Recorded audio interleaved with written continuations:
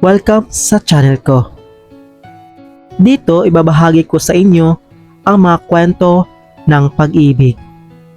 Mga kwentong minsan masakit, minsan masaya, pero laging may aral. Huwag kalimutang mag-subscribe para lagi kayong updated sa mga story ko.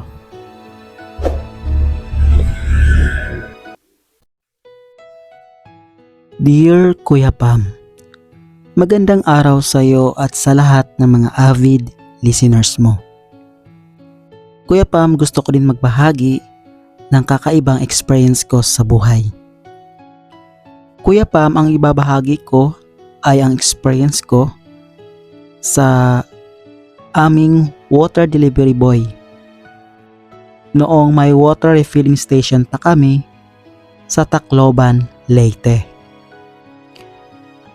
You can call me Dean. I'm closeted. By the way, Kuya Pa, medyo may pagkamalandi si ako since birth and they can't resist me. Kuya Pam, itong guy na to ay di ko siya gusto nung una kasi medyo suplado siya kasi apakatahimik and aloof sa mga anak ng boss niya. Anyway, every month we go to Tacloban to visit our water station para i-check every now and then ang sales.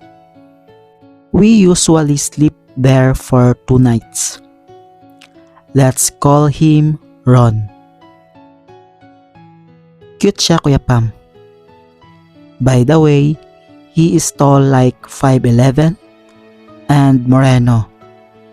At matitipuno kasi dating construction worker.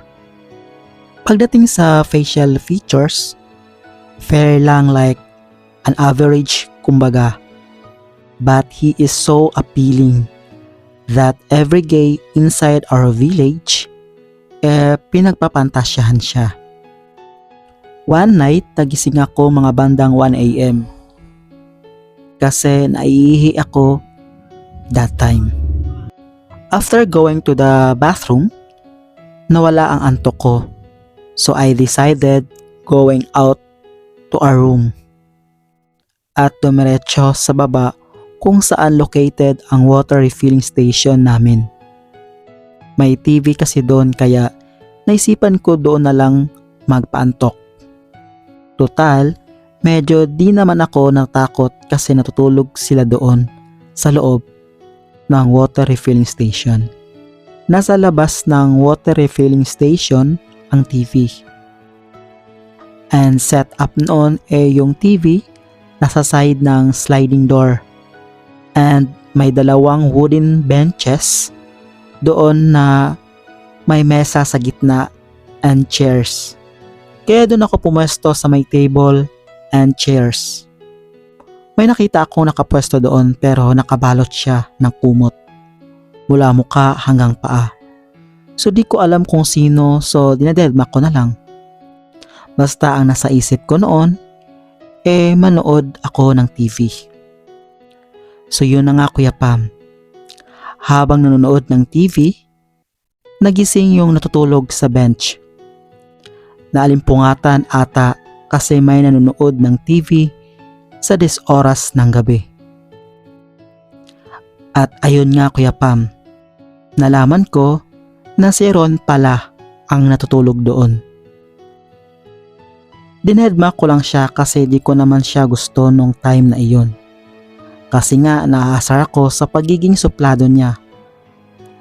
Tumayo siya sandali at dumiretsyong CR. Then, bumalik siya after a minute or 2 and humiga at natulog ulit. Wala kaming batian kasi nga di kami close.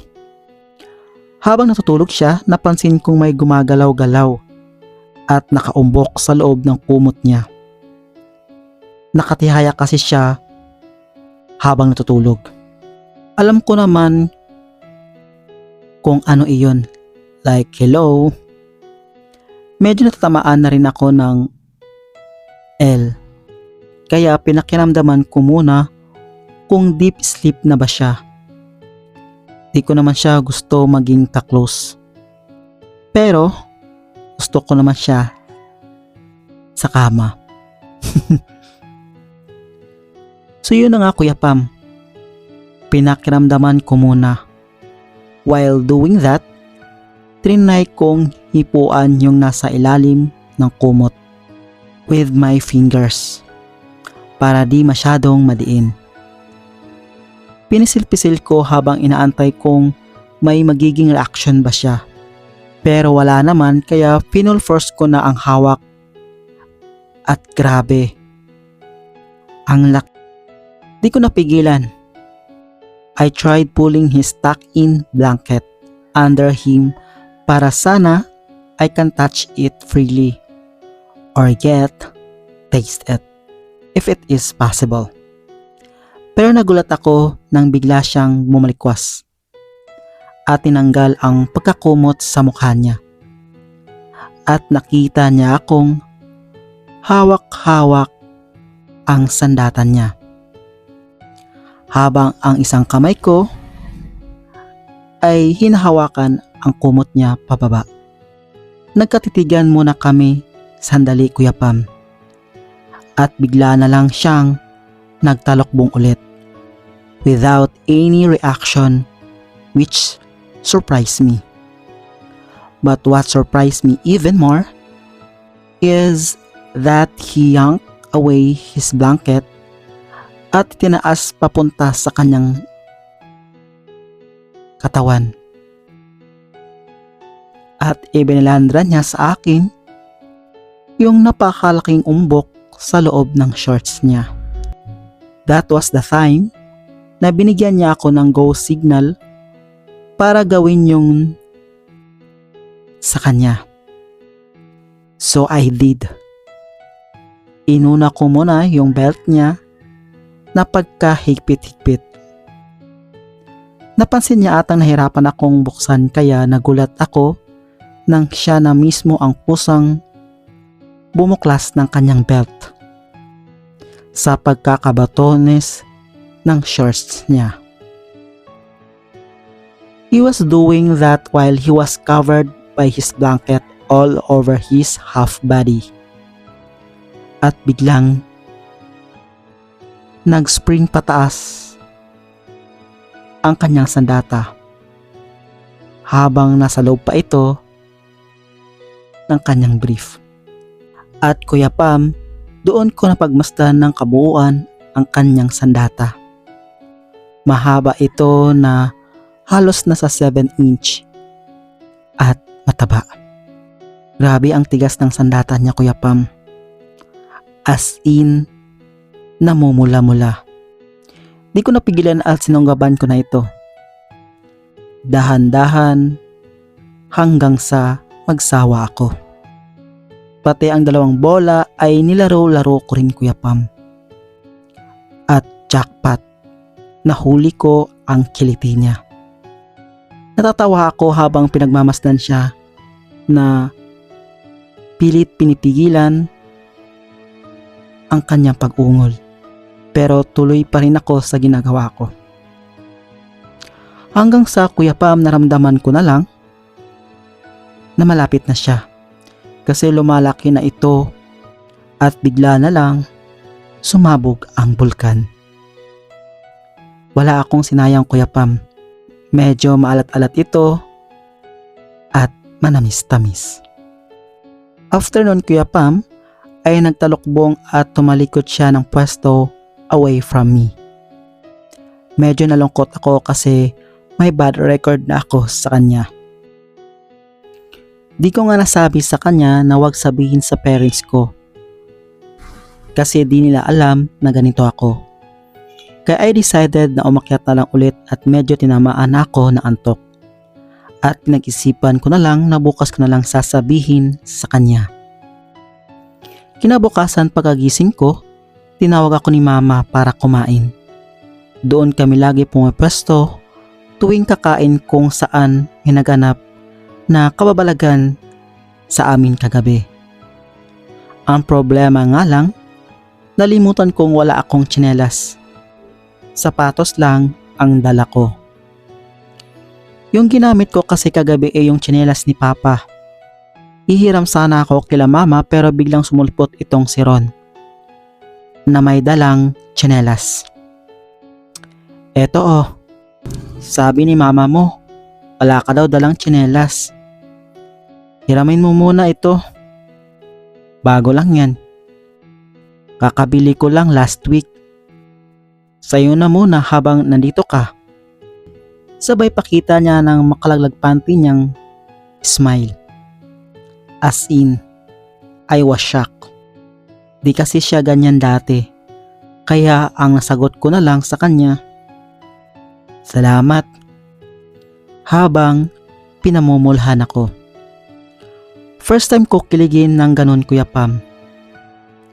Siningit ko na rin habang bumubulong na sana wag niyang sabihin sa lahat yung nangyari. Lalong-lalo na sa parents ko. Kasi mananagot ako talaga kasi nga di nila alam. Ang sagot niya sa akin, wag daw ako mag-alala. Di ko sasabihin, basta uulitin natin tuwing uuwi ako dito. Nashock ako, Kuya Pam. But pumayag ako. Kuya Pam, at dito na nga nagtatapos ang maikli kong kwento sa unang karanasan ko sa aming waterboy. At sana'y maibigan nyo. At abangan nyo kung may mangyayari pa sa amin sa susunod na kabanata. Kuya Pam, maraming salamat at sana'y maibahagi nyo rin or mabaasan nyo ang kwento ko at maibigan ng inyong mga avid listeners. Lubos na gumagalang, Sander. Alright, at doon na nagtatapos ang ating kwento na ipinadala atin liham sa atin ng ating avid listeners. Maraming salamat sa pagbahagi ng inyong kwento or unang karanasan mo sa inyong waterboy. Oh, so mayaman pala yung letter sender natin. Kasi may water refilling station sa Tacloban, Leyte. So ito nga nabahagi niya yung malikot or kakaibang experience niya sa kanilang tauhan sa water refilling station. O jackpot, naka-jackpot yung letter sender natin. Naka-Harvard ng isang dating construction worker. So asahan natin na matipuno ang katawan nito, matikas. Ang swerte. So yun nga, maraming salamat sa iyong pagbahagi. So ayun na nga guys, at dito na nagtatapos ang ating kwentuhan for today. At kung nagustuhan niyo yung kwento, pwede kayo mag-comment sa ating comment section kung anong masasabi niyo sa kwento natin. At kung nagustuhan niyo naman ito, please like, comment, and share na rin sa inyong social media accounts. At sa mga bagong viewers natin na hindi pa nakapag-subscribe, please subscribe and click the notification bell para updated kayo sa vlog stories ko. Alright? So, kung gusto nyo rin magbahagi ng inyong liham, i-email nyo lang ako or i-PM sa aking mga social media accounts, Facebook and Messenger. So, pasensya na guys, medyo malat pa rin ako dahil hindi pa ako totally healed sa aking ubos sipon. So, pasensya na sa ating recording for today. So, dito na nga nagtatapos. Ito muli ang inyong Mr. DJ na si Kuya Pam para sa Dear Kuya Pam. Have a good day and bye-bye. Mwah.